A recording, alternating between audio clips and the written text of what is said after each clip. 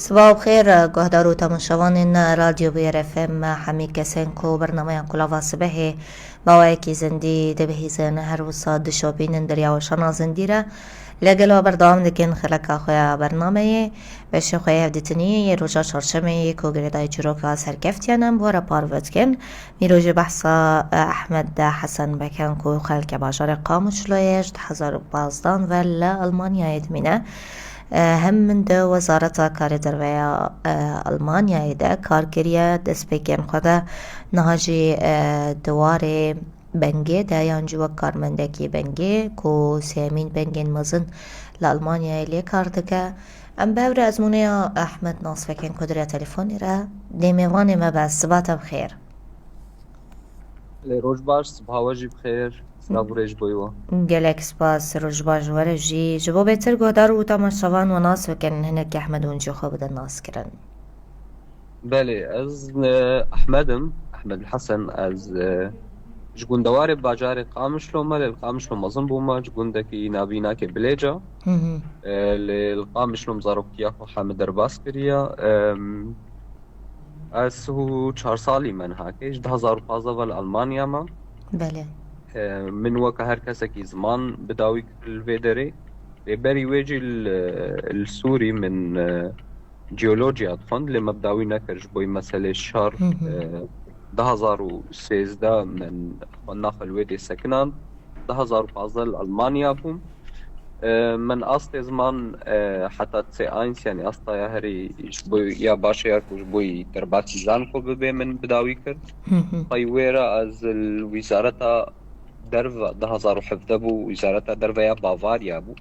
يا مقاطعة كنا ببافاريا شو می يا بحثا از في كاري من بكن وقتها أحمد دست خوازم ناس كون لو دست بله بكن و خواندنا جيولوجيا شخوة تلفيدر بداوينا كرجا خاون گيشتن ألمانيا تخواندنا خبر دوام كريان تبشك ديه البجار تخوان من دست بك ده براسي هناك كار كر صالوني بكي من دست بخوندن نكر وك مگوتي دست بك ده من او من خوندنا زمان خلاص كر بله ودورا الجو جبرجو زمان باش خورت بو و او كارجو من تيدا كار كر زمان كردي وعربي انجليزي والماني تخص فالجوري ويناك من دست كار كر صالوني بكي طي ويرا يعني طي وصل نيفيرا من هن كان بريار داغو از بخوين براستي ومن إدارة أعمال إيدا دسبيب أو جيت على ألمانيا در باسكر چند سال بون تاخو چما أف بجي هل بجار أو جي معهد إدارة أعمال جد بيجن 3 سال من بديل ألمانيا أريم الألمانيا در باسكر 2019 من دسبيكر 2022 من بداوي كر وج 2022 إيدا از در باسی بشه دیسملی کار بوم هنگانه من کار خال جم بنگ حکومی دست بکر جر بیجن لاندس بانک اما تدقيق مالي تدقيق مشاريع الويدي تشيتكر مثلا كسكي بروجكتوي مشروع كي هبانا ما جيرا تدقيق كموازنة ويناكي راستا نراستا تشتي جوش مر شيان نهر تشي خده يا نا والجوري ويناك إذا مجبوي ومشروع مهن ما بريار دا كامي بيجن آيان تدخست في بشي بخوينة بشي دار تعمل رفي براكرن كاران يان راس جيولوجيا دجا حسكر چاوبو ين راستي برسك أجلك فشاش برجو جانا نهر تحس كرني در باست بي الفيدري متخصص أصلي يعني خاصة كم هبو جيولوجيا جالك كيف عم جيل هات حتى دماغو من سوري جي بجران النجبر النوتين مبون يعني علامتين مبون اللي جبر حسكرنا مجيربو اللي مخابن الفيدري هناكي زحمته جبرجو من جالك دبرا برسي جالك حوالي مي ألمان بون جالك كسجو مناس كرن وأفكار الفيدي نوا كبي كاري الجموية ودماغو تبخوني احتمالك مظنة زو شغل جينا بيني فهن قاني ما بريار دار راستيش برجو شغل فيدي جي جرينجر يك كار بكي يك جيانا خبر دوام بكي ما بريادا جو ام بدر باسي في بشي بن لي از بيجم حسكرن هيدي تفي بشي جي تشي دي بيج برجو قالك تشتن خوش تيدا جيهانه. بله از بطرف اگر مجارات وزارت کار در فد کار کرد و او کار چاوت بدست خست تکیلیات بکیره بو او تا چو کارت کرد چند سالا جیت اف کار در باز کرد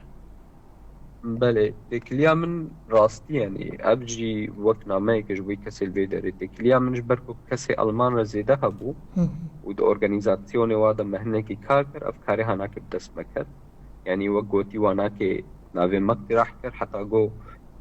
مكاري بون في كاري بكن افكار صالو نيفا كي بردوام كش 2017 حتى ام بيجن نيفا 2018 بري 2019 دست پی بکی من کاری بود دور ده بردوام جی بکم لی خواسته کام خواندن بو براستش برم در جی کاری خرا کاری ما بهتری خواه او بو به باشور کردستان را بو به تونس را بو و به چند دولت افریقی را بو يعني كسن وزارة الدر و ايوادي جي هاتن ألمانيا مثلا بيجن جو باشور كردستان قالك كست هاتن ألمانيا جبوي ناس بكن ما خوندن و سيستما خوندن الفيديو چاوايا فام جي كاري ما او بگو ام بوارا در باسي ام مجوار هر تشتي بنظمينن چاوا هر نكو داري هر نچ دبستانا جبوي گووي تشتي ناس بكن هر نچ شركاتاش بوي گووي سيستما گولوي دل ألمانيا مثلا سيستما خوندن هر نچ بوي گو ناس بكن ام بوارا بون راستي وش بوي گو پروژه ننوجی همون گریدای پنابرا باشور کردستانه ام ملستوانا که جی کار کرد یعنی جارک دو ام چون باشور کردستانه جارک دو ام چون تونسه یعنی کاری که به ویرنگی بود راست همشي شو باشي جات برا خدات بنجي دا كار بكن هاجي تلسيمين مزنطرين بنج دا ألمانيا دا كار دكا منكي بحسابي كاري كن نشكي جون صالف دا دس بكريو أو أركتت في بنجي دا يعني چو كاري دكا بله انها بنگام ريد الألمانيا يا وای هری داویا گون هستی ده کار دکم وقت گوتی سیامین بنگام مصن ألمانيا يا ناوینا که تارگو بنگا کسی گل ألمانيا بیاز بجم و باش ناس بکن من نهيبة من الجمال كي تسبيكريا جبر من الجنب أنا تسبيكر جبر جو براستي فرصة ماستر دانا من جو از قريب بم وك مسؤول قسم كيلو إداري جبر لهم كان بريار تاجو از دبش بنجح حكومي بقر معنو بشكي هريوجي زيادة تربون لي دوی بنجدا فرصة هاي بهتر از خبيش بخمش برلوجين ها الفيدي ما أبنه هاي من از قسم از مسؤولية تقريبا حفت كسامة أو حفت كس از كاريوانا كعيار دكم از كارلوانا كبلاف دكم از ميزانم كارچاوا درباس دكم وهم وقتی دهن پروژه ندبرد برهناج بله أحمد تبقوا تاكيد بله تا ريفبري چو بشيه هناك هاد برين تمام از بجم جمل تليفون هاجبر له من تليفون جدا بذكر يا جريداي بشيل بيد الألماني جد بجنة فوردا مانجمنت أو جد بجن إدارة الأصول كون بعرفي باشيرة بيجن دميزين هريجو تشنو تين السر حسابي باكسا بتشرنجي تشنو تين جبرجو أب مثلا البيدري مثلا پری رش هست پری کو چنارینه نباش یعنی جی وقتا مبالغه گلکی مازنتين الفيدي بيت فكرن بلكي هر مسألة إرهابي مسألة تنظيماتها مسألة تشتولو فأم تدقيقات تشتاتكنيك يا دواجي أم كسي قولو الدين السرواناكي هاي أم أريكاريا واتكن شاوا قريبا فنجوا دينا خلاص بكن يعني بيرنجي هناكي كاريما برانيو هناك السر بهردو تشتغل بس بله کسین کرد یان جوانن کرد هنه دفان بنگی کو تالی کار کریه نها بنگا هنشی یا تو کسی بتنی دید کار دکی راستی جوانن کرد هنه لی نکرد روجاوای کردستان نکرد باکور کردستان نه یک حوالا که جنوب مریا و او جي زود الفيدينا جبرجو أف يعني أو ناكي كاردكي اللي أو نانا يعني أو جي الجمن كاردكي او شش کسی دی چاری دی یک چاری آلمان از بجم یک یونانیا یک ایتالیا و یک کرده یعنی اویتون پبره کردک. بله. هناك بحث عليه كيدن بكن على شيانا وده باورم دست پیش خريك بناوي فيرجينجي او جي حملة مروفي وين بيكتين الألمانيا السروع عردشيس باورم تاقوت دمان بهفراغ فين اف كارجي هيا ام هناك جواناس بكن اف دست پیش خري ارمان جواجي چبو كارن و يسرك چالاكين و چونه. بله. بلش خود دست پیش هیا ویژینه چی از برپسیارینا که گشتیل ویدل آلمانیا 2020 هاتی آوا کرن ام خورد و جوانین کرد ایگوش پرانی خوش روشاوای کردستانینا ارمانجا می سرکا او بگو جوانین کرد ایگو هاتی ویدری ام هاول بدن گو وابری خستن بکن ام هاول بدن وانا که دوری زمانی خواهو چند داخو کلتورا خواه کردن او یک جا آلمانجا می سرکا بو آلمانجا دواجی او بگو ام قریبا جوانین کر ایگو درکتی مثلا ایرونها من خوندنا خوب داوی کر کسی که دی خوندنا خوب داوی کر ام قریبا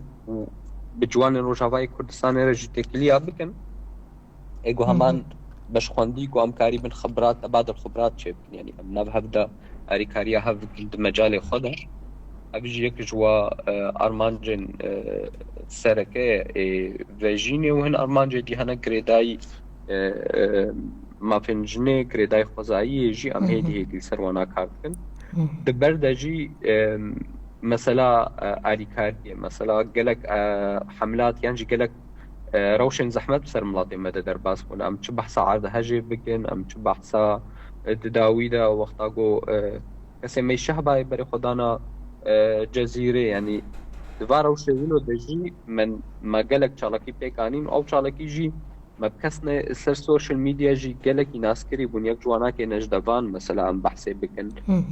مهرتم اورغانيزات كرن ملايفي 24 ساعت تذكرن جو بيقو ام براكم بكن يجي جارك مدروجا سر هفدو ما خونا كر حتى قوما ام جهان تقريبا 6000 مجبوي خلقيكم كرو جبوي خلقي ما عفريني بوهنغاني جبوي عرض هجي ما بلاف كرو دبر دجي قالك تشتن دنجي يعني اسكارم براني في بيجم دريم لي اريكاريه دا حتى انها كي بلكي ام كهابن اكاريبو اريكاريا حتى 100,000 كسي بكن يعني الكوري تشتي الجمد ناب دستيمه بله. باشم هناك بحثا زحمتي واستنگين كو دوی زونه ترى یا کوچ بريده تایبت در باسو هر کش خو استنگی ترین پیشیاوی بهتری خو یه تدکی جالی دب نها استنگی از بجم استنگی انگشتی هنه گبسر هر کسی در باست بن او جی مثلا زمانه چاندك نوع كلتورك نوع يعني قواعدنا نوع جيانك نوع يعني هرتش السرت نوع يعني زحمتي هاري ما ظن ما قلت جوي صدمه درت كفي هرتش الدورا خو باش ناس كانوا تشل دورات هاي تشنينا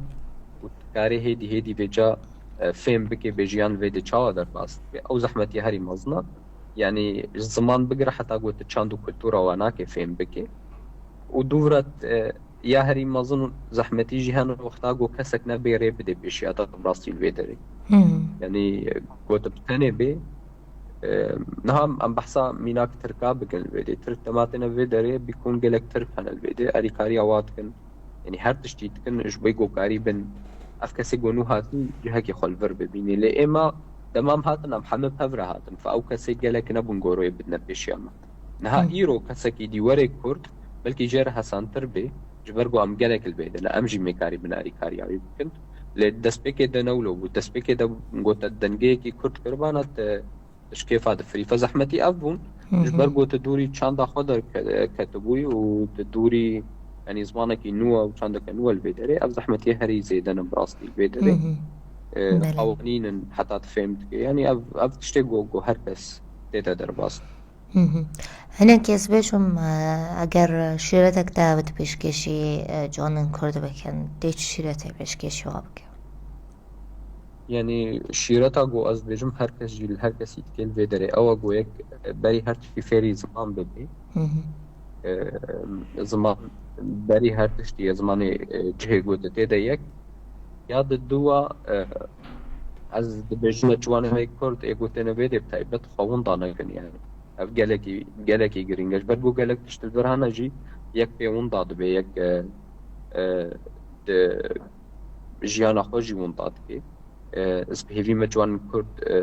dorî variyabin gelekî giring e û bêhtirî wê nake ziman wê gelekî baş bê got her